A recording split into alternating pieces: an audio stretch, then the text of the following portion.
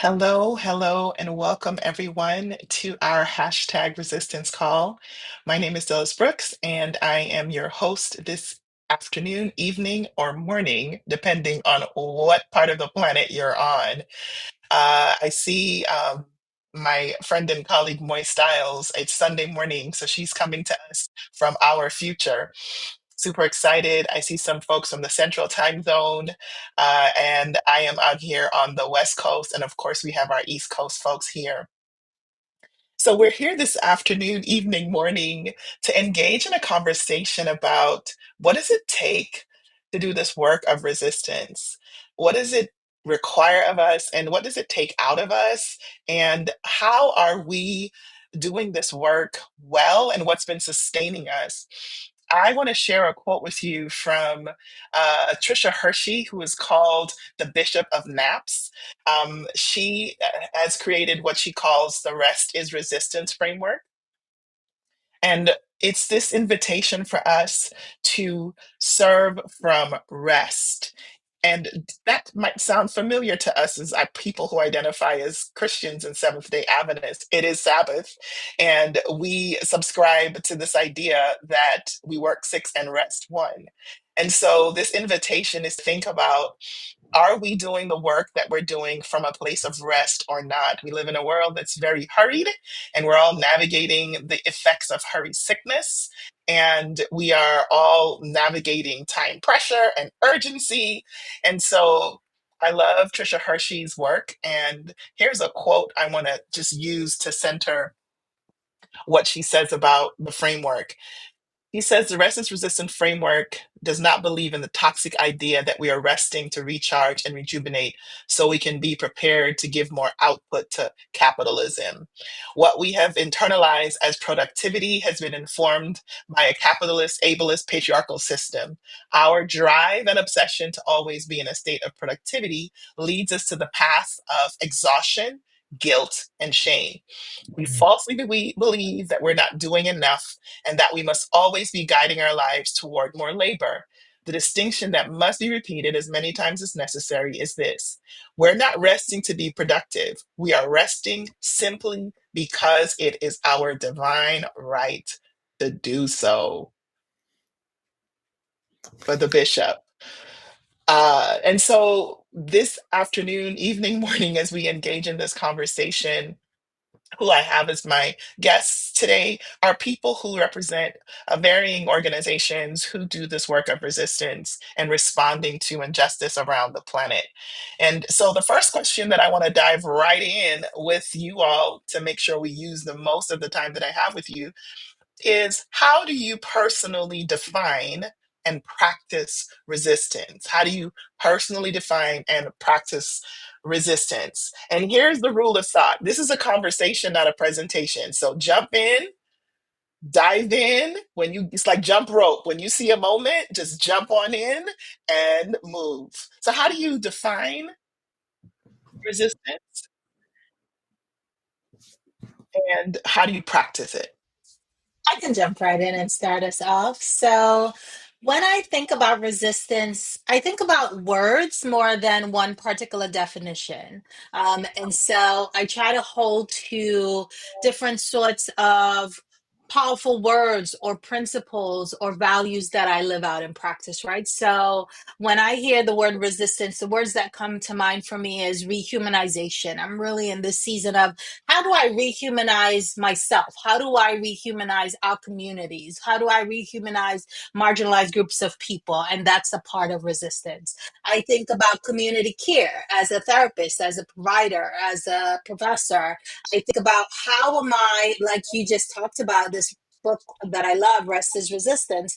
How are we practicing community care in how we keep ourselves well, how we know if we are well, how we ensure that we see rest as our right? Rest is something that is a human right, right? And so I think about imagination and creativity and the ability to dream and the ability to think and the ability to not lose hope right? And so, how do we tap in and stay connected to our imagination? And so, those are just some of the words that come to mind for me when I think about resistance, just on a basic level in in my life, in my lived experience, and in my practice. That looks like my boundaries. It looks like how I engage in truth telling and storytelling. It looks like the sacrifices that I make on an individual and a collective level.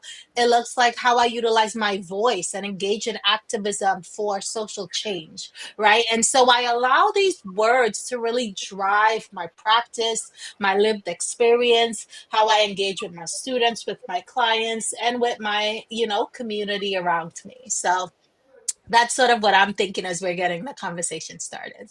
I can definitely echo what Dr. Tiffany just what she just said. When I look at it literally, resistance means not going with the flow. It's standing against the popular belief or the belief that the majority is doing, and standing up for what your beliefs are and your convictions and being true to them. And so, just for me, that's it. And making sure that I'm centered and building a community that is also doing this resistance and building a community so you're not alone. So that's for me. For me, resistance looks different at different times of the year.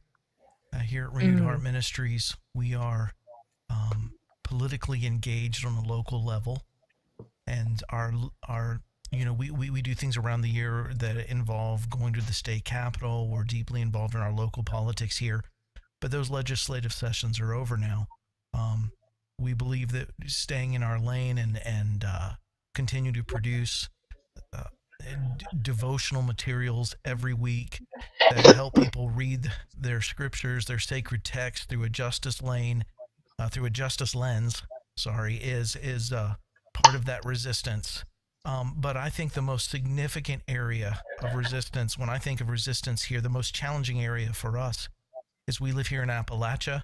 I'm in West Virginia, which is a deeply red state, and we are outnumbered by Trump supporters, probably 2 to 8 here. For every two, you've got 8 around you, and in many social settings, you find yourself being the only progressive in that social setting, and so part of resistance to me, for me, is resisting the natural impulse to write off people that I disagree with Mm. and to resist the impulse to isolate and resist the impulse to stay clean and pure to my ideals and to be willing to roll up my sleeves and get a little mud on even our reputation at times to hang out with people that we have very little in common with except for that we belong to the same state and we belong to the same economic strata. We're not an academic state. We're not an academic group. We're a blue collar tradespeople that sadly vote largely against our own best interest. But the only way that you move the hearts of a lot of these salt of the earth folks, these hillbillies here in our region, is through relationship. And so part of what resistance looks like to me is refusing all of those impulses in me to sever relationships over disagreements and to continually to patiently engage and to work with and to spend time with folks in hopes that we can make progress and we are. That stuff is not just words. That stuff works when you stay in relationship with people that you deeply disagree with. Those who can, it's not always safe for everyone to, but those who can, um, yeah, you start to see the needle turn, and we're starting to see the boat shift just slightly, the Titanic shift just slightly here in West Virginia. And so, just staying in a relationship with people we disagree with politically, that's right now. And again, resistance looks different for us at different times of the year. But right now, what resistance looks like is maintaining those relationships with those that are not always the least challenging folks to stay in relationship with. Good evening, everybody. I really kind of resonate with a lot of what Herb said. Herb and Tiffany have shared already. I think when I think of resistance, I think that resistance is a choice, and I also think that resistance is a lifestyle.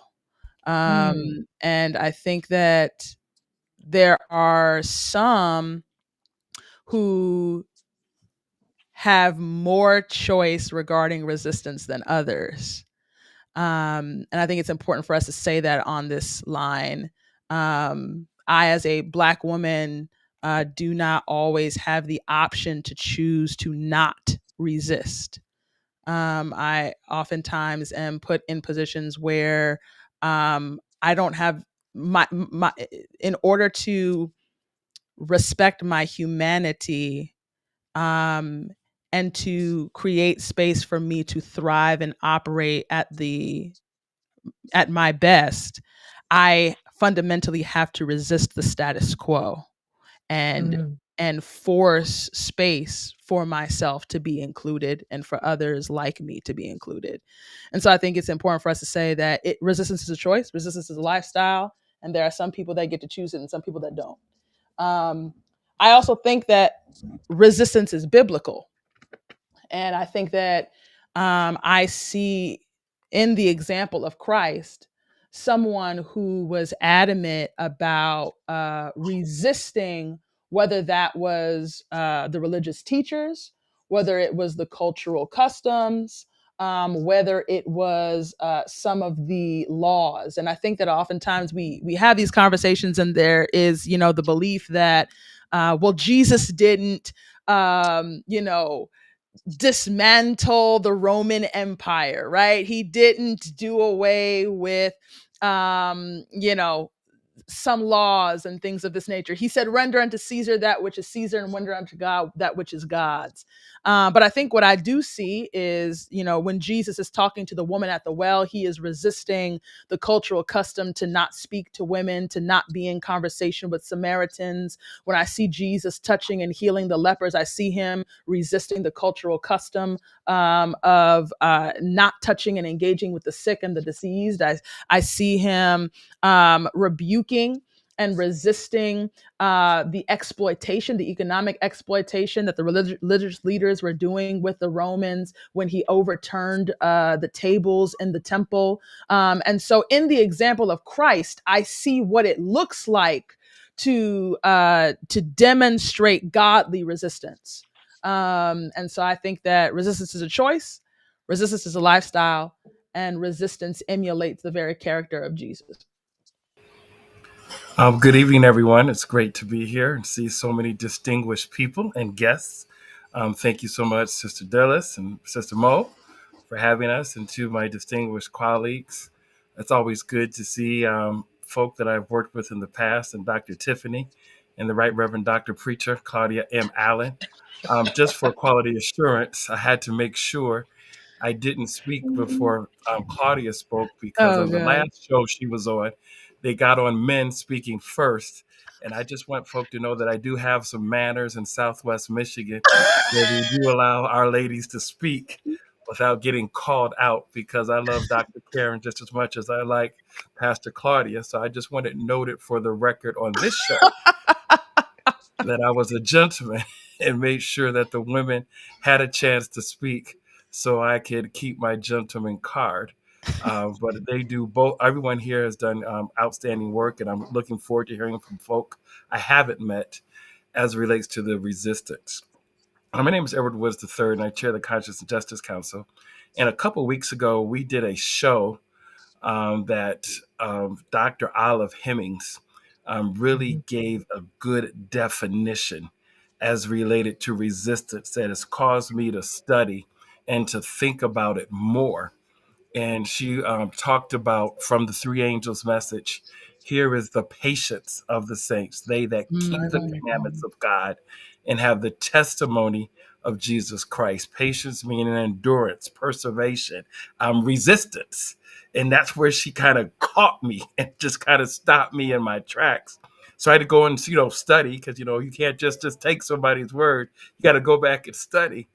And Mhm.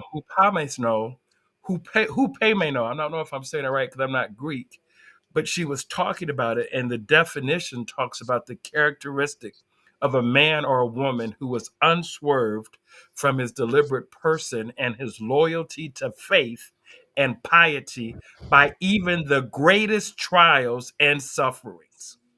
And Mm, so we have not begun to live until we have become persecuted. And we had to go mm, through some trials and we've had to go through some tribulations. And, this is not no yellow brick road, Wizard of Oz type situation. When you speak up and you tell the truth and you're convinced by the truth and you're not swayed by popularity, you're going to have some resistance. And when we talk about the three angels message, it's good to quote it and do it, go up every 13. I know I'm dating myself. Claudia said I was old and really hurt my feelings. I've been traumatized for the last couple of years at my brother's house, his sister-in-law's house. She said it's time for us to move on. But I just want you to know I love her dearly. But I've dated myself, but during 13 Sabbath School, Dillis, you probably remember, they put us up front and we had to say mhm. every memory verse for the last 13 weeks in that quarter Mhm. to get a Snickers bar.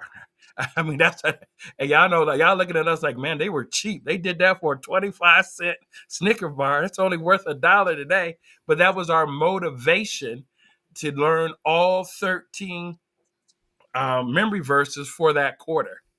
And we always know the three angels message was one, but we talk about the patience and the endurance. For me, I had to look at it differently because we're so focused on the biblical foundation for conscience and justice that we have to understand that we are going to go through some trials and tribulations, and we have to be unswerving from our faith. We can't change. We can't compromise. We can't call situational circumstances. We have to be unswerving. And the thing from a practical standpoint that came to me, it talks about in Proverbs that we're to speak up for the oppressed and speak up for those who can't speak for themselves. And in doing that, we have to make sure that we have due process, not just for the oppressed, but also for the oppressor. Not just for the oppressed, but also for the oppressor, because that is what Jesus did, that's what Jesus does, and that's what Jesus wants.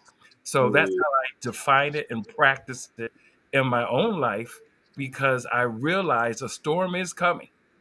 I mean, and for some of us, the storm is already here, but my loyalty to God cannot be compromised, regardless of what the church does or doesn't do, because I am responsible for my actions and my reactions. mm. Mm. Mm. My word. um, Thank you for that. I think for me, it's just probably the only words that come to mind, and Dr. Tiffany has already touched on one of them, and that is the rehumanization. Because a word that kept going through my mind is the humanizing of each other and myself. The other word that comes to mind is, well, probably not word, but probably the phrase is, this is sacred work. Um, and the fact that we talk about resistance, um, knowing that when you show up in spaces and places that sometimes you are not welcomed in, is a form of resistance, but you recognize the sacredness of that work. Um, Mhm. the other part of this work is when you show up even when your knees and your body is shaking, and you get to Mm. speak even when when your voice is trembling, and so, Mhm. and that, I think, is a revelation of the sacredness of the work, of resistance. And especially in our current climate, and in the world that we currently live in, this is all the more paramount. And it's such profound, significant work. And so it is such a privilege to be on this screen and on this call with these incredible people who are showing up in resistance work. So thanks. If you haven't already, just say your organization and um, that you're working with and what you're doing, just briefly before you respond to this question. And we're going to pivot to the next one shortly. Mm. Well, I'll go since I just went. I'm Moy, and pastor of Crosswalk Melbourne, and also part of the Just Love Collective team. Yeah, I'll jump on. I'm Chris Blake. I'm with Just Love Collective as well. And I was thinking about defining resistance and practical effectiveness is for me, I have to, as a former professor, I found that sometimes the problem with the students' answers was in my question, wasn't specific enough what I was after. And what am I practically, specifically resisting for me to say, I'm against lies, I'm against Trump, you know? What is it that I'm against? And it's been helpful for me to recognize where I am as well. And this has been alluded to. Ben McBride's Troubling the Water refers to the four quadrants and the powerful and privileged and persecuted and prevented. I'm Mhm. often in the privileged quadrant. And I want to make sure that I recognize that and speaking out for those who are prevented and persecuted. And persecuted is different than being annoyed. Mm. Annoyed is a word of entitlement, really. Um, we can get annoyed by all sorts of things, but it's more than being annoyed when there are policies that are demonizing DEI or targeting immigrants or killing children by the thousands through USAID cuts. That's where the resistance goes way, way beyond that. And to stand against that is we got to name it. We have to name it and say, this is what's happening. And for me, communication is the key to life, which is why I'm so glad we're all here on the screen and still missing some others. I'm hoping they can get on. I'm going to try to um, pull back and text them to see where they are because it's not just who's on the screen, but who's not on the screen. Mm. I want to model that. Um, I I personally practice resistance. I'm a journalist at heart. I ask questions. Ooh, I love to ask questions. And asking questions enables people, which is what Jesus is always doing. You know, there in Luke 10, the lawyer puts him to the test and he says, how do you read it in the law? He brings it down to the language of the lawyer. And the lawyer says it, and he says, yeah, you got it. Now do this, and you will not only live eternally, you will live now. So be truly alive is to communicate in those life ennobling ways, to do justly, love mercy, and walk humbly with our God. I appreciate the breadth of your definitions and descriptors of how you define and participate in this work of resistance. I love the fact that you all have centered the importance of naming the things that are not okay and centering our God given duty and call to respond to those things as persons who follow this Middle Eastern Rabbi Jesus. And as I'm looking on this call, the question that comes up for me is how do you keep doing this work, y'all? Like, what sustains you both mentally, emotionally, and spiritually to do this work? Because can we agree? We know that there is a cost, right? We know there is a cost. However, for the people in the back who look at y'all and us and go, oh, I can't do that. That's just too much. What can we say to encourage them to join and to support them for the long work of resistance? I'll jump in. So the quick introduction first. Claudia Allen, thank you so much to Dr. Dillis Brooks and to others who organized this. Very happy to be here. Very honored to be on this panel, serving as the executive director of Adventist Peace Fellowship, which is an independent nonprofit. I know, super excited, right? Yay. independent nonprofit that is committed to resourcing lay people and pastors for the work of peacemaking and reconciliation with God, reconciliation with humanity, and reconciliation with creation. Um, I came to this work um, growing up in Berrien Springs, Michigan, in an African American household, but going to Ruth Murdoch, Andrews Academy, and Andrews University, and not seeing myself represented in the curriculum. And then I became an adult, went on to graduate school, and lived through the murder of Trayvon Martin, the acquittal of George Zimmerman. I then watched the murder of Eric Garner. I watched the murder of Michael Brown in Ferguson, Missouri. And the Michael Brown murder in particular really struck me because he was left on the street for over 4 hours, uncovered, bleeding out next to an apartment complex. And I was doing my master's in English literature at the time.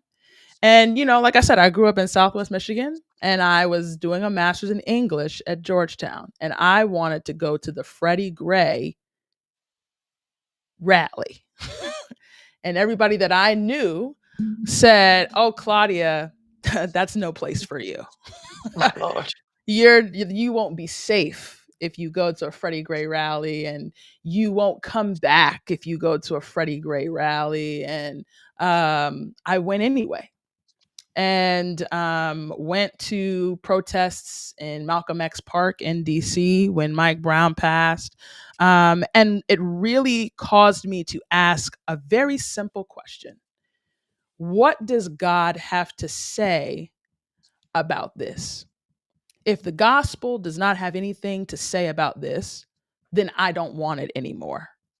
And growing up in an Adventism that was explicitly disregarding these things became very angering for me and very galvanizing. And it sent me into community town halls, and it connected me or forced me to connect with community leaders in ways that I think growing up in Adventism I had not been introduced to. I think that we tend to do resistance or whatever it is that we want to do by ourselves. And for me, when I got into this work, I didn't get into this work with other Adventists. I got into this work in the street. Mhm. And it was after and this is how I'm going to answer the question and also toss it to my friend. But part of how I met Tiffany was in 2016 after the deaths of Alton Sterling and Philando Castile, and the birthing of Advocates for Social Justice, which is her brainchild, and her passion comes out of that frustration. And so when you ask me, what keeps me in this work, what sustains me in this work, I have to first answer the question, what brought me here? Mhm. And I think that regardless of where Adventism stands, is irrelevant to me because Adventism didn't bring me to the work. I do the work in spite of the fact that Adventism doesn't want to do the work. My God. And I think what keeps me in the work is that fire, that cry, like hearing a very audible, "Are you not your brother's keeper?"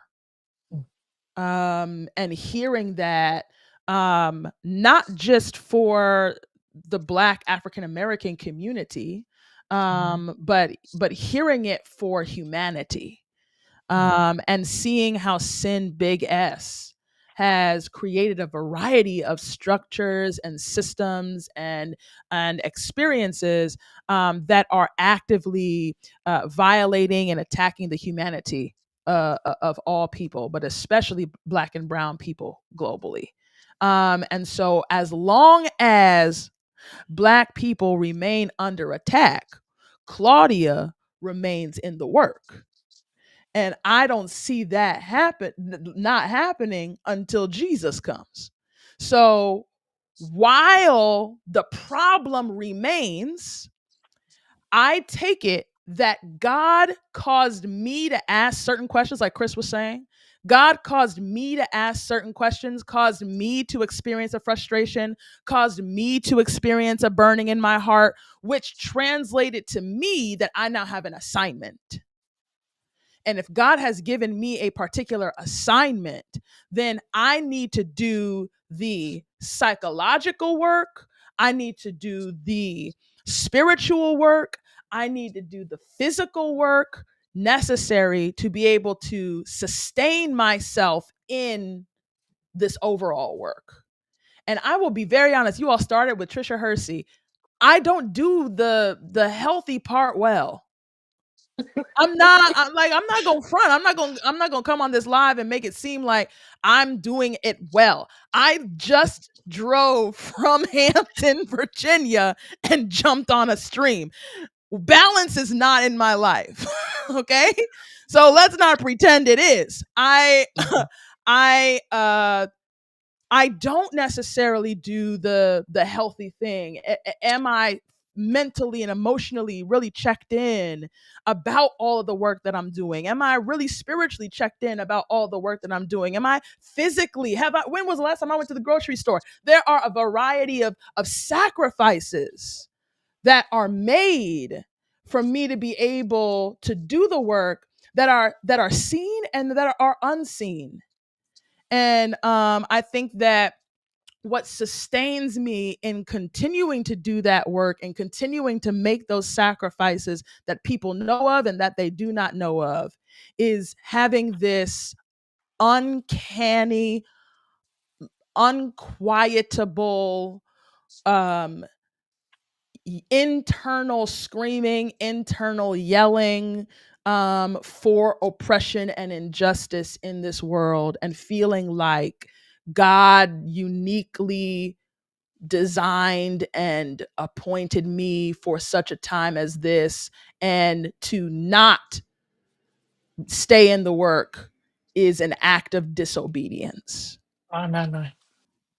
You can jump right in after my good friend Claudia here, who we've done such amazing work together and continue to do so.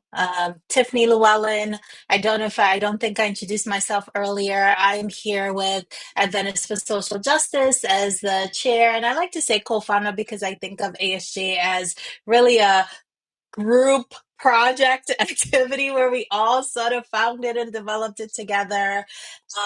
And I see a couple of our leadership team members are on and in the chat. And at ASJ, we are just really passionate about community engagement, civic engagement. We are really passionate about how we equip Christians and regular folks who are not Christians to engage in social justice activism within our communities. So things such as civic engagement, immigration, the educational system, policing, police reform, voting rights, all of these are things that we are really passionate about at ASJ and are seeking to equip, train, provide skills, and really engage the practical arm of social justice activism. I came into this work when I was 12 years old. I am a social worker by profession. And Moa, I hope I'm pronouncing that correctly. Please correct me if that is Moy. incorrect. Moy talked about social justice work being resistance, being sacred work. And in social work, we call social work sacred work. And so I was 12 years old when I decided that I wanted to be a social worker. So I have been engaged in our communities for a really, really long time. Working in the criminal justice system, working in the hospital system and healthcare, working in the educational system around kids who don't have access to equitable resources and supports in the schools, working in communities around organizing. And so this has always just been a part of my call and a part of my purpose. And ASJ was birthed out of a desire to connect my spiritual, religious affiliation in life with the work that I already do as a social worker and the passion that I hold for that. A lot of the things that keep me going and motivated in this work is clarifying my purpose and my specific role. A lot of Mm-hmm. times, what leads to burnout is a lot of us are doing just a little bit too much. And a lot of us are doing what we are actually not called to do, which is a part of what makes this collective such a powerful place. Because if I stay in my lane and you stay in your lane, and Mm-hmm. we are locking hands as we are doing this work together, Yeah. then it makes the thing work, Yeah. right? But what happens is sometimes there's a temptation for competition or to be doing a little bit of everything, or we're just so passionate about all of it that we are Mm-hmm. burnt out and actually not doing what we are specifically called to. Yeah. And so I had some personal life experiences that caused me to have to sit down maybe about 2 or 3 years ago. And in that sitting down, I was able to reconnect to my particular call Mm-hmm. as a social work Christian who has always engaged in social justice work. And so, what does that actually look like for me? What does God want me to do? I was trying to bring all of Adventism along and bring all of the Yeah. pastors along and bring all the churches along. And that had just drained me, to be Yeah. honest. It had completely stripped from me my passion, my fire, my humanity, how Yeah. I think about myself, how I desire to be respected in the work. And so God literally had to just re-energize me and reshift my focus. And so now I like to think about it, and I use these sort of categories. And some of us are called to be agitators, some of us are called to be innovators, some of us are called to be implementers. Yeah. And the clearer we get on where you are called, everybody's voice That's don't great. need to be on the front amplifying the issue. Everyone is not going to have the creative idea to be able to say, you know what, God just poured something new and fresh into me. Mm. And this is kind of this new thing that I'm bringing to the work. And you know what? Everyone is not called to be an orchestrator and an implementer, because you are not detail oriented. You do not have those particular skills. I'm Yeah. talking about myself here. I see my girl Dee and Anissa, they are in the chat, and they will Mm-hmm. tell you over at ASJ, Tiffany is not the detail oriented one. That's just not my call. But Yeah. because we have this really beautiful collective, not just in ASJ, but even in our additional resources and folks we know, like calling on Claudia, calling on the Conscious and Justice Council, or whoever it is, it makes the boat move. Yeah. And so that's a part of what sustains me, keeps me going, because I am now operating in my lane. And I think the more we are able to do that, and sometimes it's passing the baton. We are not always going to be doing it all of the time at the same time. Yeah. Sometimes you are burnt out, like Claudia talking about having not gone to the grocery for a while. There is probably a portion to sit down and go do some grocery shopping, and somebody else can take care of it, Yeah. right? And so I think Oh, knowing that we are all called to do this together, and if I need to sit down for a moment, I am handing the baton on. yeah. Get your rest, take care of yourself. Wellness is critical to social justice work. Yeah. We cannot, like Claudia mentioned, this is long-term work. This is Yeah. generational work. We will die out and not see the justice that we are fighting for today. Yep. And so that requires of us to ensure that we are well when we get to where we're going, That's it. right? Can Bye. we arrive well? Do we know if we are well, right? And That's it. so I think being able to trust that we are not the only one called to this. We are not Mm-hmm. the only one gifted in this. We are not the only one with a purpose and an assignment in this. We all have that work to do. So let's lean on each other. And that's the only way that we will be able to get to where God needs us to be in this moment. Absolutely. So I'm glad this wasn't a prerequisite for being on this call because I resonate with Claudia's failure to remain in a balanced way. Mhm. I feel like we at Renewed Heart Ministries as a shoestring. My name is Herb Montgomery, director of Renewed Heart Ministries. We're a ministry that's passionate about helping people discover the intersection of their faith and social justice, wherever area of social justice they want to engage, finding that intersection. But being a shoestring ministry, I feel like we operate on the cusp of burnout all the time.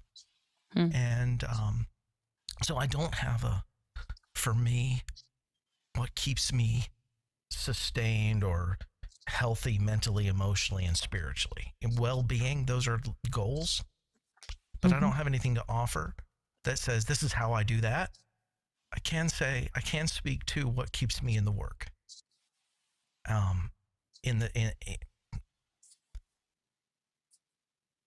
So Claudia, too, to mention you twice, I wish I would have known you back during the Freddie Gray rallies. My daughter, who just graduated from West Virginia University last weekend, when she was in 8th grade, she and I hopped in a car and we drove 6 hours to Baltimore to stand there in Baltimore City Hall. And I'll never forget standing there with my 8th grade daughter and looking up at the top of the buildings around that grassy area and seeing the sniper rifles prepared for if the crowd got out of hand.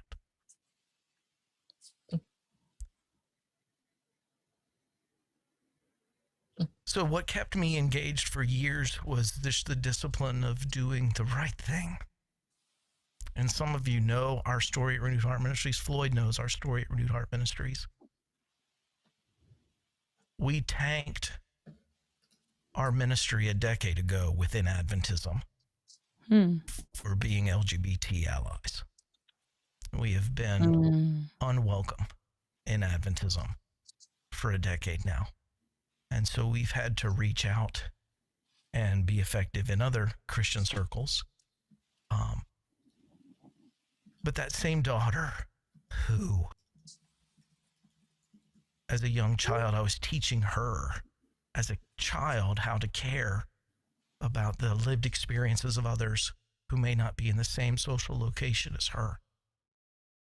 On my way home about a month ago, she called. I was on a long drive trying to get back home, another on the cusp of burnout moment. And she calls me to talk. And she gave me permission to share this story. That was the night that my daughter came out to me as belonging to the LGBTQ community. And I sat there and thought, I didn't throw things away for kinship. I didn't throw things away for all these Adventist folks who were living in marginalized places. Doing that all those years was for my own kid. So what keeps me in the work today? Ironically, it's the same definition I have as resistance. For the way I resist is staying in relationships with people that are uncomfortable to stay in relationships with. But what also keeps me in the work is the relationships I have with my family and with my friends that are like-minded. And every time I am tempted to say this is too hard, allyship is too hard,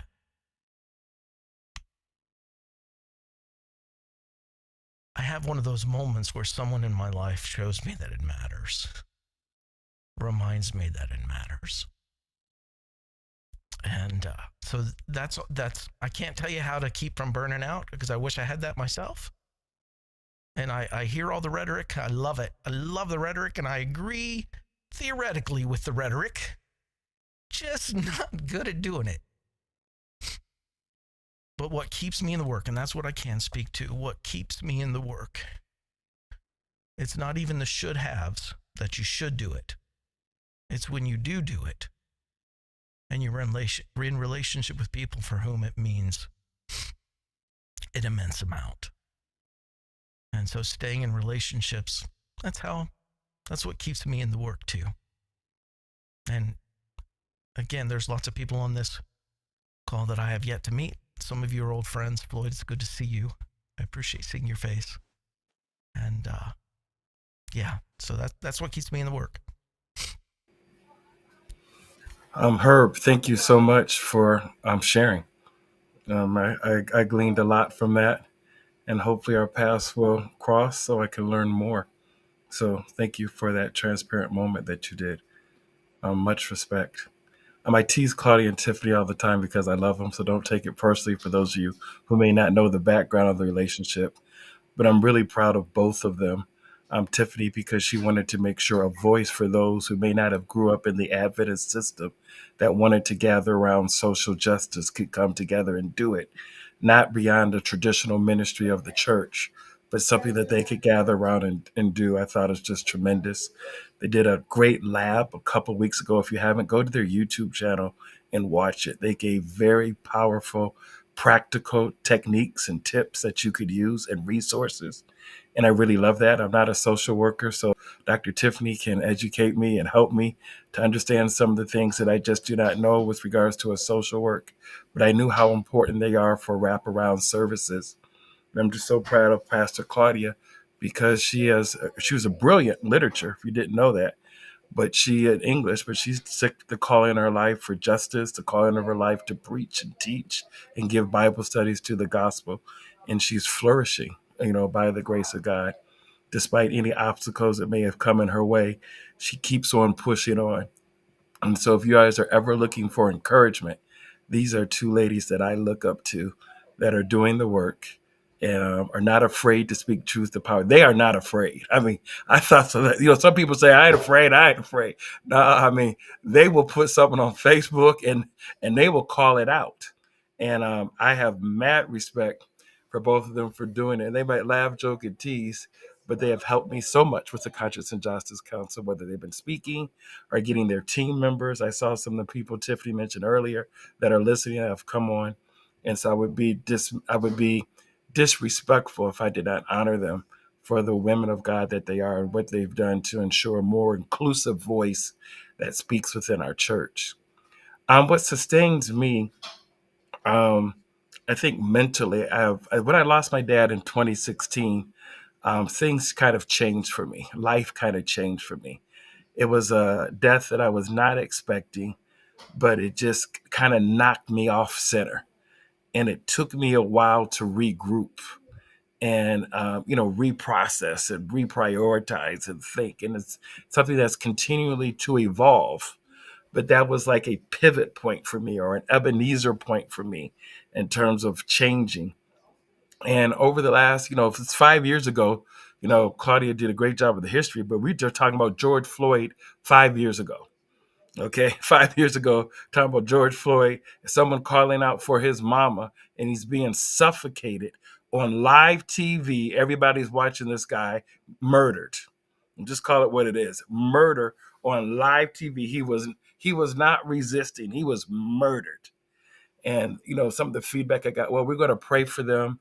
We don't want to sign letters or petitions. We don't want to get involved. Everything is politics. We're talking about someone's life, and now that becomes politics. It just frustrates me.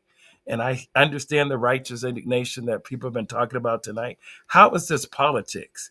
If George Floyd looked like you, would you call it politics? And he's getting choked on live TV for everyone to see, and he's dying. And we're going to pray about it. We're not going to make any changes. We're not going to ask for any policy changes. We're going to pray about it. And I wish I grew up in the same. I went to Ruth Murdoch Andrews Academy, went to Oakwood, in the same Adventist system that Claudia was talking about earlier. And this whole thing, when it came to speaking for humanity, always said, we're going to pray about it. We're going to pray about it.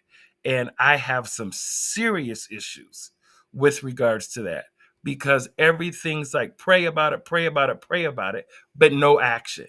We have default responses when we have no intention of doing anything to receive the oppression and the sufferings that are taking place in this country. And our church is silent. If you remember, we had the Kilgore policy from 1890 to 1965 with regards to segregation. We had that policy. We had that policy before 1896 when you had Plessy versus Ferguson. We tried to get ahead of it. 1965, we ended it not because the Holy Spirit moved, but because Pastor Randy Stafford and the South Central Conference sued the Meridian School because they didn't want to integrate.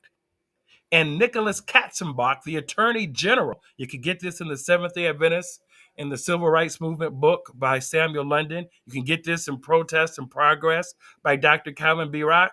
They sued him.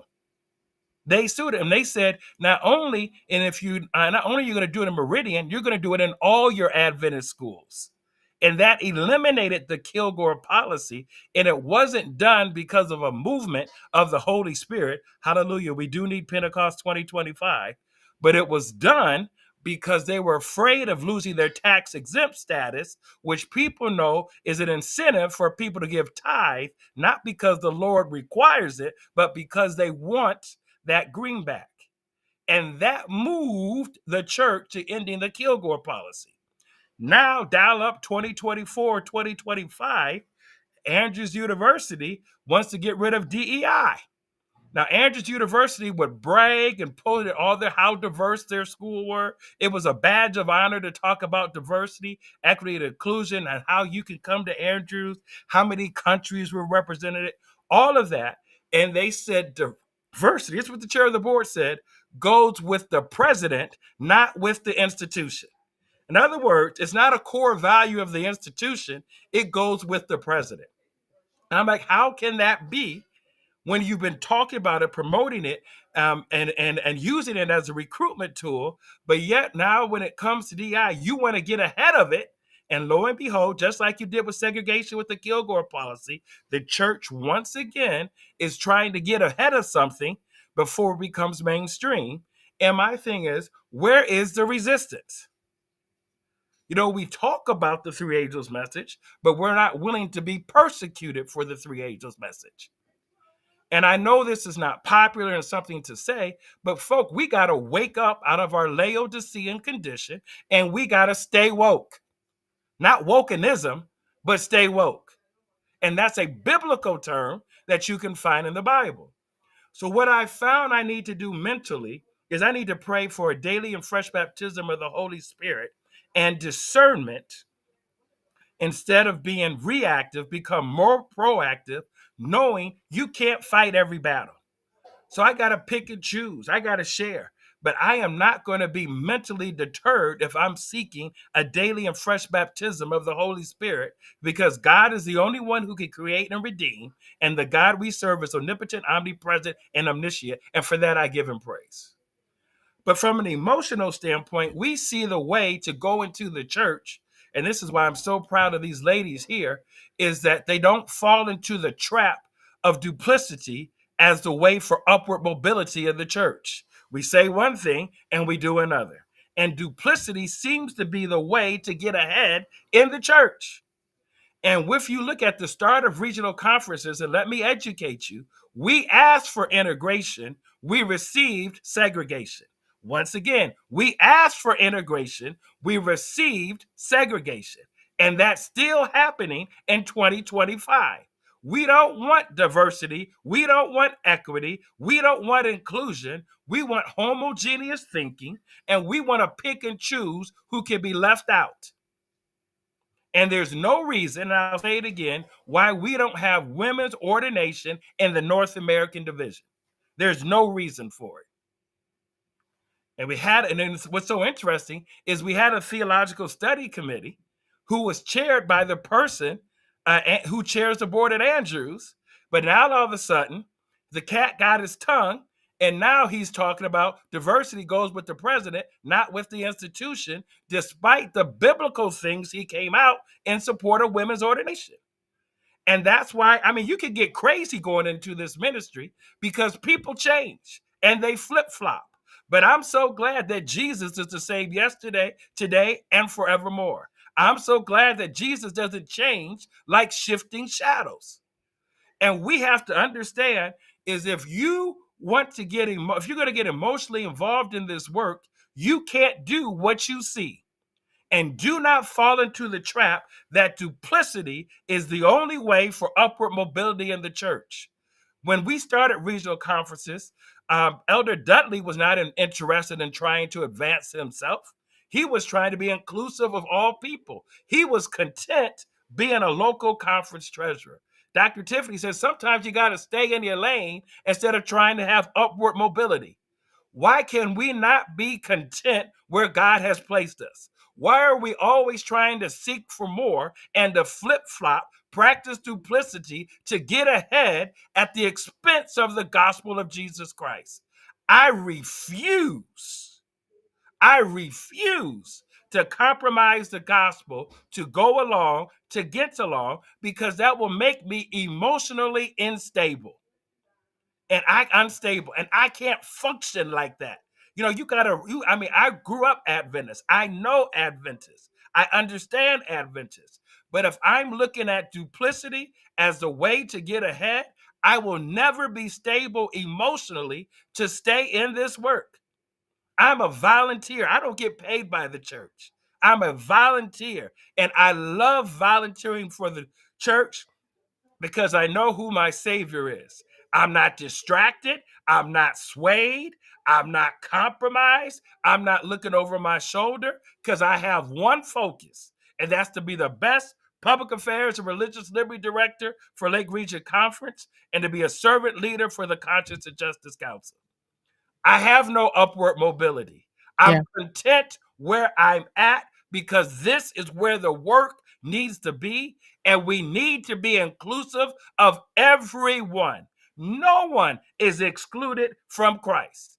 And if Yeah. we would follow what Christ did with the tax collectors and the Hmm. prostitutes in today's time, our churches would be overflowing.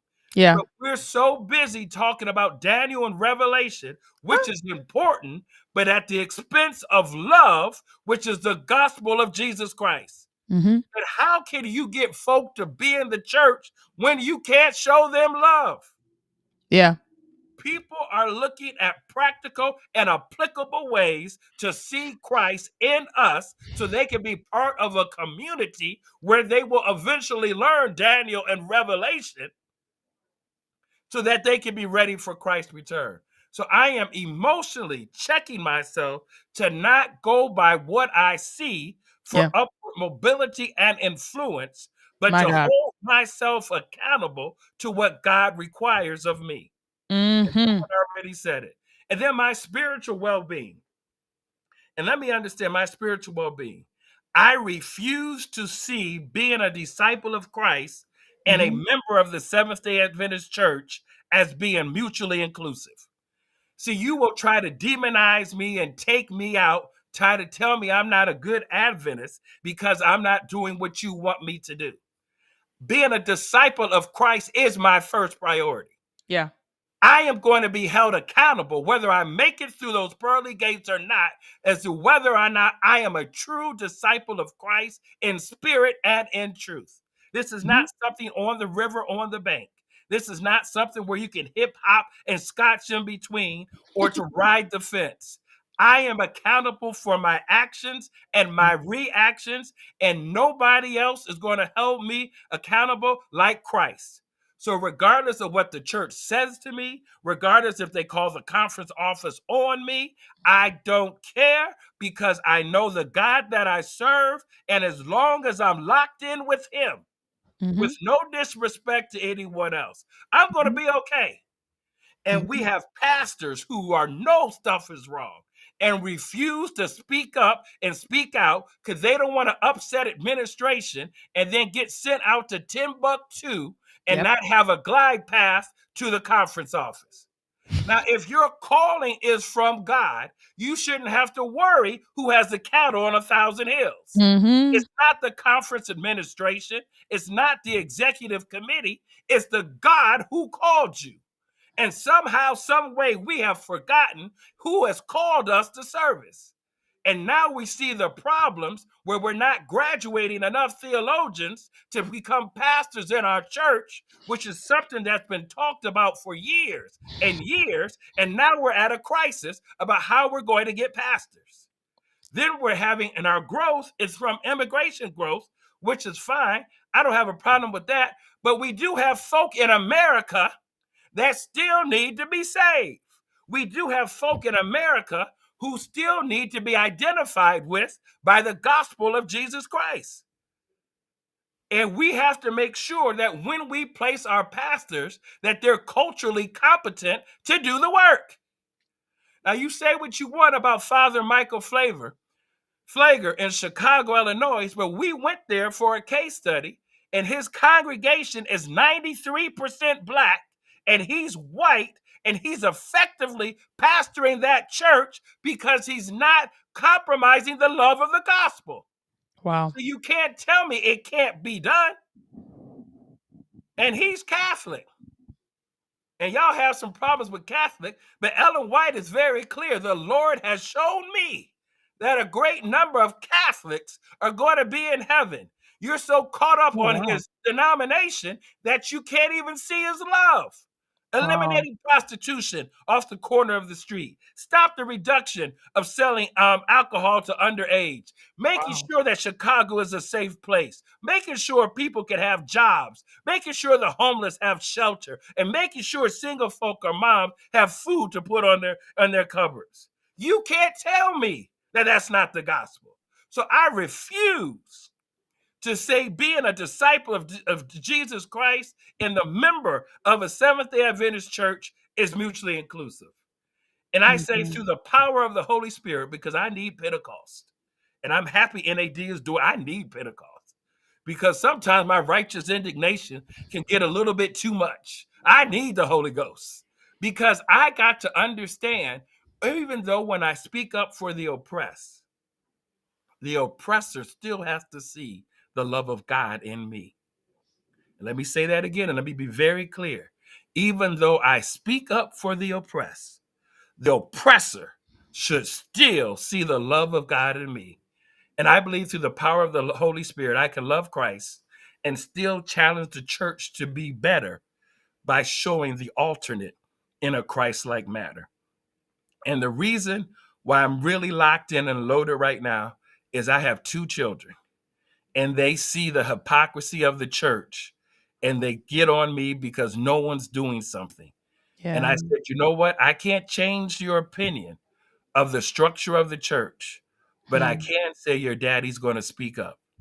And Hmm. all I'm asking you is do not compromise your relationship with God because you see the hypocrisy of the church. I'm not the perfect daddy. I'm not the best daddy, but I will speak up and I'll raise my voice and I'll support you in raising your voice so that everyone who's created in the image and likeness of God has dignity, Yeah. but also respect. Thank you. Man, I just, I don't think I'm even supposed to be talking right now, but I just want to affirm you, Woody. For one, I think that there's a lot of organizations that are represented here, but all of them are independent of the church. You're the only justice organization that is structurally attached to the Seventh day Adventist denomination as being a parle director and as creating a collective for the Justice and Conscience and Justice Council, to bring that collective of parole directors and the regional conferences together.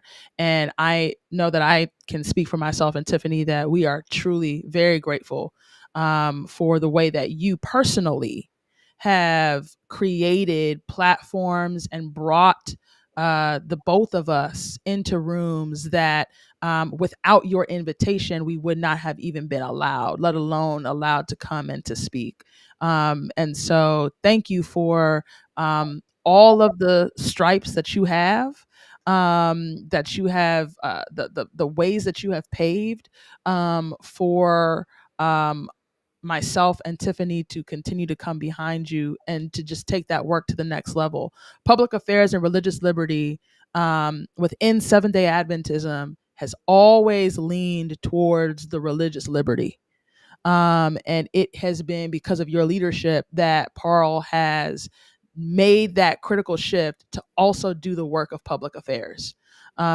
And so I definitely want to publicly thank you, just for your passion, for your commitment, and for all that you have done, just for the two of us, for sure. Can I just really quickly add on to what Claudia said? I'll take less than a minute. But to answer that question of what sustains you in the work, a part of that is having men like Woody Yeah. who allow room, who create room for women to lead, to speak, right? Because I'm sure for the women on this call and other women who are part of ministry work, it is not always like that. And that can be a part of what takes you out of the work.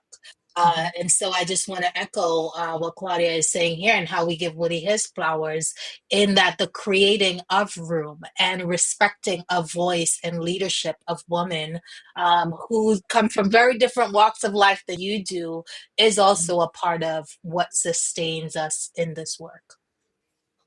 I want to invite Floyd and Steve to jump in because I want to hear from you all with regards to what we've been saying thus far.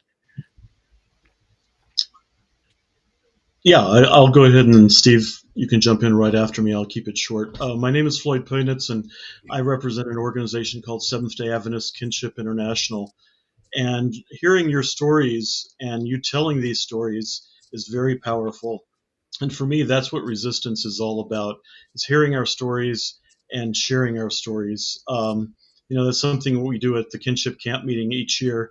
We sit around in a circle, and each of us tell our coming out stories, or our stories of uh, brought us on this journey. And so it's always a very tearful, emotional time. And I think the stories let us know that we connect on a human level with our neighbor, with the person next to us. And that's very important. I've been part of this resistance, the SDA kinship resistance, since the late 80s. So I've been burned out more times than I can talk about. It's been a long, long journey, and I'm still here. And the reason I'm still here is because I have gone to so many funerals of people who have taken their lives because the church tells them that they're not welcome, they're not good enough. And if I could prevent one more funeral, one more attempt at someone's life, someone to their mental and physical wellness to be improved, I'm going to stay in this work and keep doing this resistance. And that's what keeps me here, is not for me, because I'm okay where I'm at, but it's the people coming behind me that are hearing a message of unwelcomeness in the church. And if I can prevent that for one more person, then it's worth it for me to stay in this work. And I'll turn it over to Steve now. Okay, well, I've been part of kinship for about 20 years. Well, coming up to 25 years now. Time flies when you're having fun. Um, and thinking about resistance and what kinship does in terms of resistance, society is resisting for us. We are just trying to keep up. And by that, I don't mean kinship, the organization, but I mean kinship in the church, because the church is just dragging its heels and fighting, all the way to keep from recognizing queer people as members in good and regular standing in the church. It's shameful, and fortunately, you know, society has provided us with queer role models in terms of athletes and performers and business people, and so all we have to do is keep the momentum going. Um, we're planning our camp meeting in July and August. And it occurred to me this week as I was planning that 40 years ago, when Kinship first started having their camp meetings, most queer Adventists were so far in the closet that camp meeting was the only place they could come and be their authentic selves. Wow. And so, there were, I don't know, 70, 80, 100 people at camp meetings because that's where they could find, you know, uh, fellowship, true Mhm. authentic fellowship. Now things have changed so much that queer people are finding acceptance. You know, high school students, elementary school students are declaring their sexual orientation, and they don't have to find acceptance from the church. They're finding it from their peers. And so uh, the dynamic of resisting has changed dramatically for kinship. Um, and, you know, some may take issue with me, but our battle, our resistance in kinship is not resistance against society, it's resistance against the church and having the church tell us who and who is not worthy of being a Seventh day Adventist. And Mhm. so, you know, we're just riding the wave that society is already riding for us. Mhm. I'm curious, Steve, and if you could tell, you're sitting here telling me you've been doing this work for a minute. You had on your in your next to your name a few moments ago that you're retired. What has sustained you? Like why are you still doing this work? What are you drawing from spiritually, emotionally, to do this work? With kinship, um, I've been with kinship now for about 25 years. And the thing that sustains me is the authentic friendships that I have. I've never met anyone who accepts people as much as they do. Mhm. Like we just had a little mini camp meeting in Rehoboth, Delaware, and the feeling of fellowship and acceptance is so strong. That just keeps me going. And the fact is, I'm a lifelong Seventh Day Adventist, and I know what the church has been, but I also have dreams about what the church can be. And I Mhm. see pockets where the church is, making strides toward acceptance and affirmation. And in spite of all the administrative uh, backpedaling, I just have a dream that eventually there'll be a better, kinder, more affirming, accepting church. Mhm. Mm. Wow. Um, Wow. You were wrestling with what word to use there on backpedaling. Steve. it, came, We were it all came to holding our me. breath. What's he It going to came to say? me. He just said a lot of stuff. Yeah, I'll jump in on this one too. Uh, Thanks so much. Practices that sustain me are basically around action. I deal with distress best by taking action. And one of the mottos of Just Love Collective is action creates hope. It's not just talk, you know. Kingdom of God does not consist in talk, but in power, Paul says in 1 Corinthians 4. So taking action, whether it's Mhm. writing or editing or speaking or organizing or plowing weeds or walking up Islay Hill and back of my house, that helps. Um, I don't try to do my best. I don't know what that means. I try to do my balanced best. I mm, get that. Um, I get that as a goal. And I shared that with 10 pastors down in Australia. Two of them came up to me afterward and said, "You just saved my ministry." That one mm, concept, do your balanced best. Don't do your best. Because what does that mean? Do I Yeah. pray 14 hours a day? Do I, what, study scripture? What is it? So that Mhm. helps me. Also helps me to not, and I used to tell my students this, please do not try to change the world. Try to change your world Mhm. and then mm, let the ripples widen. Uh, Mhm. so the people I can Wow. touch, the people I can listen to, eyeball to eyeball, that's my world. And then there are megaphones that we have, through writing and speaking and other ways. But all religion is local, just Mm. just like all politics is local, and that local is between our two ears. And that's why the upside down kingdom is so important. The top of the pyramid is not the general conference. Top of the pyramid is the local church. mm, So when in Acts it says the ears of the church heard, that's because their general conference was listening what was going on with the Hellenist widows. Said, okay, we need to step up. We're listening to the top of the church. That helps me. Uh, mm, I also think, I used to tell my students, please, please do not work 1 second for the church. Always work for God. Doesn't matter who you're employed by, but uh, work for God. Don't work 1 second for your business, for your organization. Work for God. And then you'll be a better employee for whoever you're working for.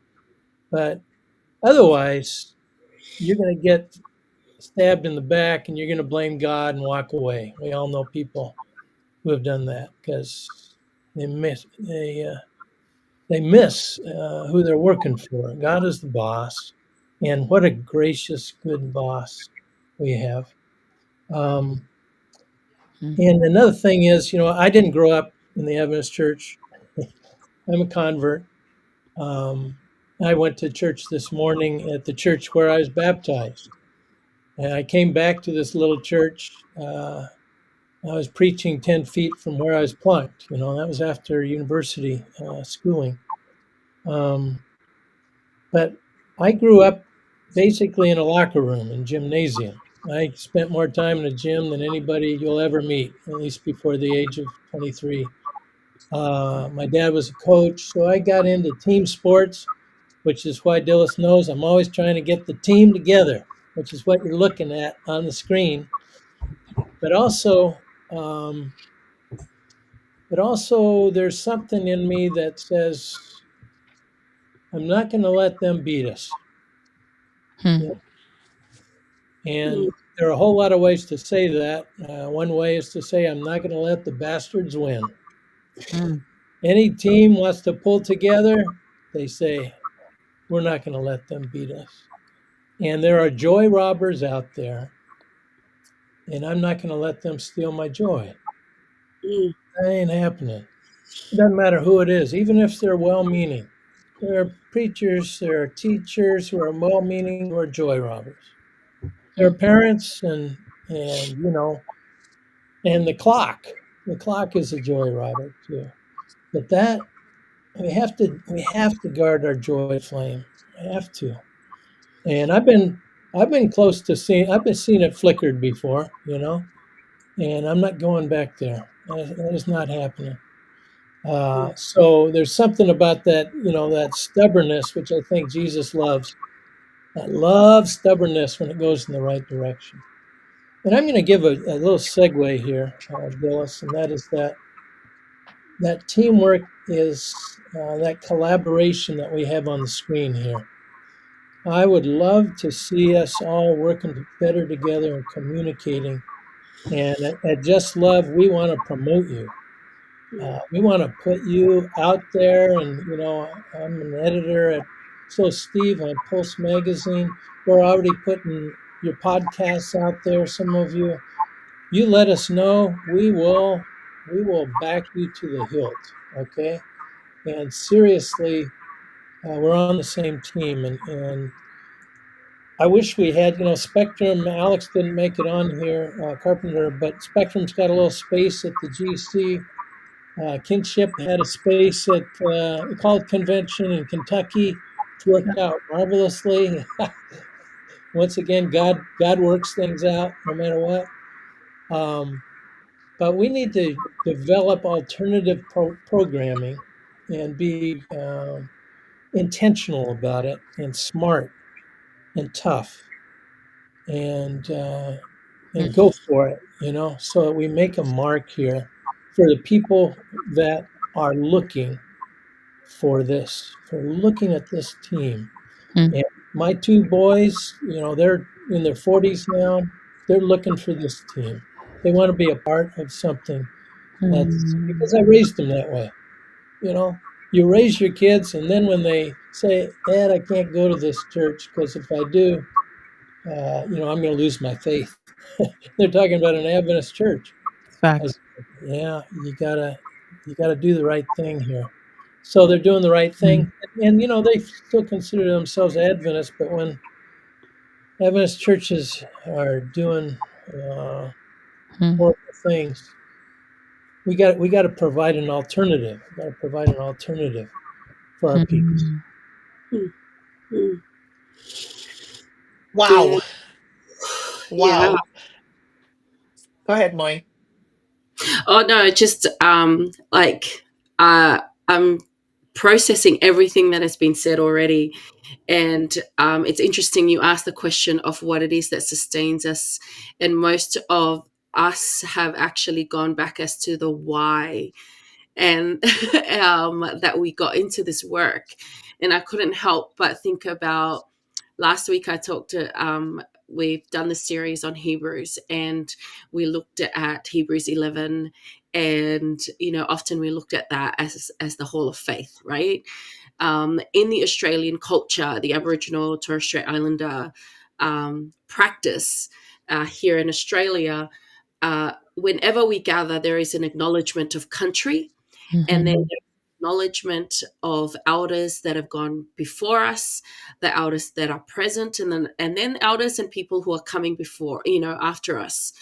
And I think part of the sustaining work is the acknowledgement of people that have gone before us and the people that are on the screen.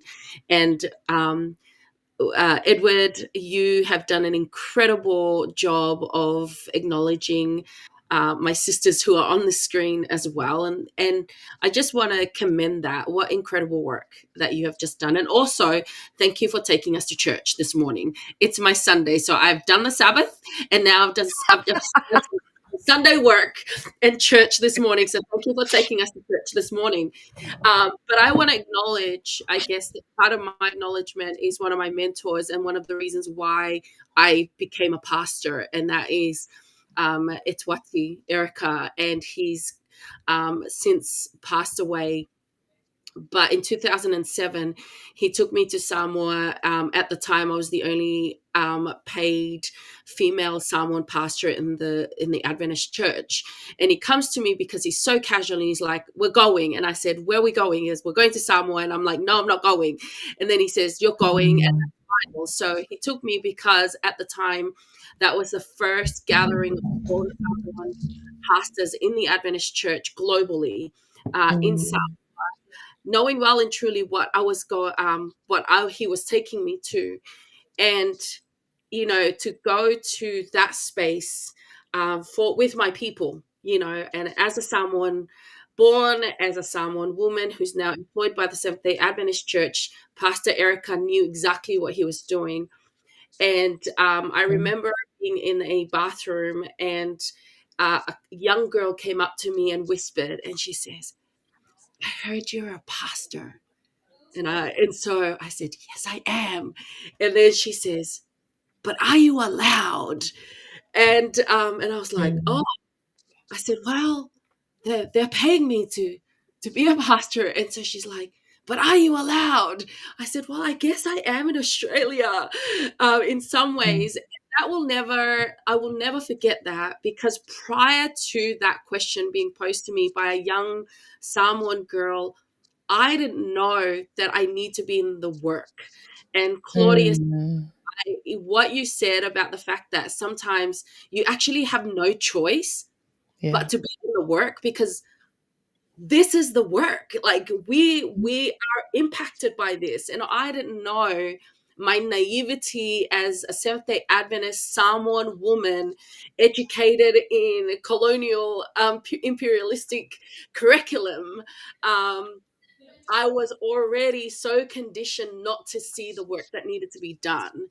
And I remember sitting in front while I was going through my theological studies. I sat across from an administrator who, well, and the reason I was sitting across from them was because some of my classmates were like, "Roy, why don't you go and ask for sponsorship from one of the conferences?" And I was like, oh, I didn't even know that was an option, you know? And so they were like, just go. And these are my male classmates. And I was like, oh, okay, maybe I'll go and ask. So I did, Mm. unbeknownst to me that I was going to be delivered a message that I had no idea was an issue. And I have since had a conversation with this administrator, and I said to him, I wanted to actually thank him because that was, you know, when you have inflection points and pivotal moments in your life, this was one of them. And I've shared the Mm. story a couple of times now. And he said to me, Moy, like I didn't get the sponsorship, but he did educate me on something I didn't know. He looked at me and he said to me, Moy, there are two things against you: the color of your skin and also the gender. And that is something that is against you in this denomination. He didn't tell me that to be mean. He didn't tell me that he was just stating facts. And as I sat there while I am in the middle of my theological studies, basically saying, it was like the audacity of me going and asking a conference to sponsor me. It was a whole thing, and I didn't know it was a whole thing. Sometimes naivety is a blessing and a curse at the same time. And so he said to me, there are two things against you: the gender that you behold, and also that you Mm. get to show up in the world in the color of your skin. And I was like, wait, what do you mean? So when they talk about colorblind, I was that. I didn't see race, I didn't see color, and I'm someone, right? Mhm. So, and so when I realized that this was a work that I needed to engage in, I'm like, I have no choice, because there are young Samoan girls Yep. that need to see themselves represented. There are young Samoan Pacifica young people, and also people that need to see Yeah. different. They need to see themselves show up in the world in the color of their skin, in the culture that God has blessed them with. I have no choice, to show up in this work. Mm. And but yet the resistance I talked about before, the sacred work that this is, it's necessary. But sometimes I am like, it's, again, Sister Claudia stated it well. This is our lives. We have no choice. This is We have to do this, but also because this is our work and this is our lives. This is the life of our people. Um, we have Mm. incredible Pacifica people who aren't in rooms that they need to be in, and at the same time, we have our Indigenous young people who are being killed off in custody, and there is reconciliation work. It's Reconciliation Week in Australia, so we have no choice. We have to show up, because we have to show up. So what sustains me is the fact that there are people that have gone before me. So I acknowledge my elders, past and present. I acknowledge the mentors that have done the work, that have shouldered the work. And I acknowledge the people on this call and the work that you do. That's what sustains me.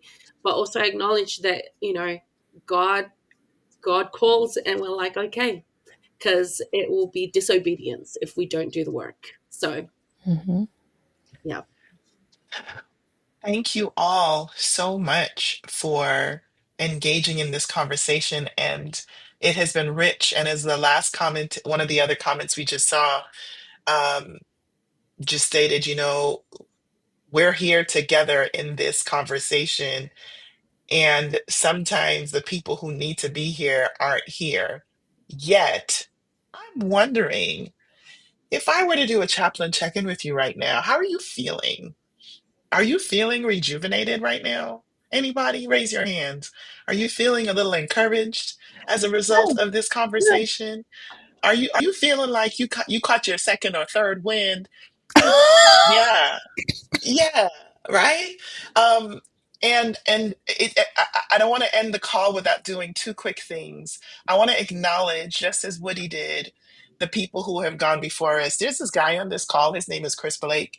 The only reason I'm doing this work right now in Just Love Collective is because he wouldn't leave me alone. Tiffany, when ASJ started, I was in the middle of my doctoral work and I was mad as a hatter. I said, Jesus, I want to do it, but I can't. Because I was in the middle of school. I was in the West Coast. There was no way I could do it. And I realized that as I finished up school and just like you navigated the atrocities that happened in the middle of 2020 when it came around to Mr. Arbery and George Mm-hmm. Floyd and the young sister. Mm-hmm. I Breonna was Taylor. sitting on a yeah, I was sitting on campus and having to navigate how to support our students of color and our administration as they wanted to come alongside our students of color and do something and become involved. And Chris Blake was also a part of Adventist Peace Fellowship. And Yes, he was. Chris Blake also wrote books and participated in films that talked about creating a sanctuary for conversation for our LGBTQ siblings. So I want to give honor where honor is due and say thank you to you, Chris, for consistently speaking, writing, calling, wanting to do something, Yeah. in response to injustice. And all of us who are here, in some way or another, have been touched by the work that you've been doing. Hmm. Uh, I can't end this call without modeling the thing that I'm asking you all to do. How do I do sustain myself? I put on my own oxygen mask first. Yeah. Um, they tell us that every time we get on an airplane. Mm-hmm.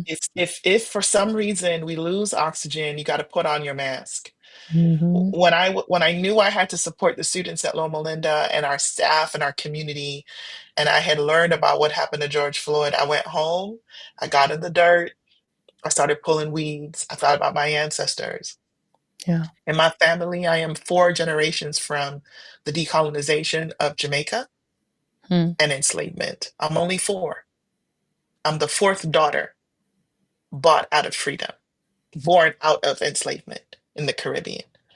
And I cannot do this work if I do not put on my own oxygen mask. Yeah. What sustains me in this work is this: sitting on a call with some folks and listening to one another, being encouraged by one another, recognizing, just like God told Elijah, you're not the only one, homie. I got 4,000 who ain't about to Baal. You Yeah. out here thinking you just the only one. You are Absolutely. not the only one. And so that's what also sustains me. And I thank each of you for being willing to jump on this call and spend some time this evening, mid afternoon, and early Sunday morning where you are down there in Australia, Moy, and giving us a window into what it's going to take for us to respond to the call of Jesus. Because this is what the kingdom looks like. The kingdom of heaven is filled with people Hmm. who are hungry and thirsty for tzedakah and mishpat. We want to see God's kingdom break out in the world. So as we wrap up, I'm going to give you 30 seconds. What's one thing you want to say to somebody to help them continue to resist? 30 seconds. I'm going to go to Chris Blake because he's quick with the pithy things. So you're up first, and then we'll wrap. Love is the only motive that matters. Love is the only legacy that lasts. Wow.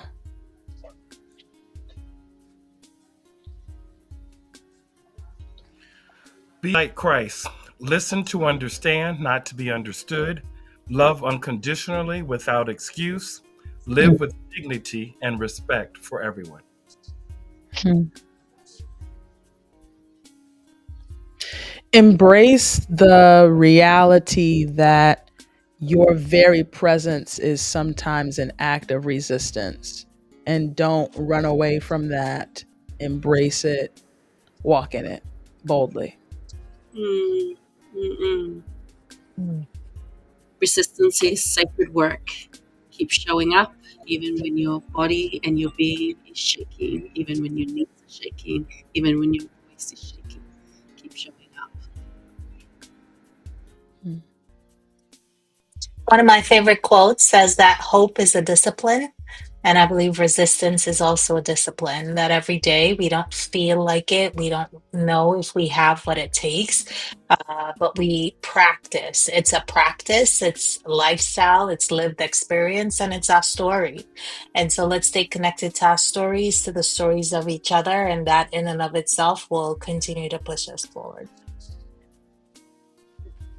Remember that we're not alone. We're always together with each other, and we're fighting the fight together. So don't give up. Life is a marathon. Pace yourself. Oh, wow. Wow. Yeah, that's good. And that's beautiful. I took so many notes from this call, and I'm going to rewatch it so that I can catch the gems that you all dropped. And I just want to encourage each of you on this call and those of you who hung out with us for these last 90 minutes or so. We are better together. Ecclesiastes says that a cord that is made up of 3 strands cannot be easily broken. And I am thankful for the strand that each of you represents.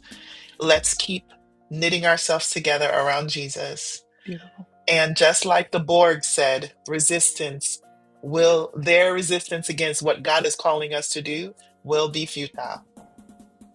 God bless each of you. Take care of yourselves. Everybody else, we'll see you on our next call. Thank you. Have a good week. Good night. Good.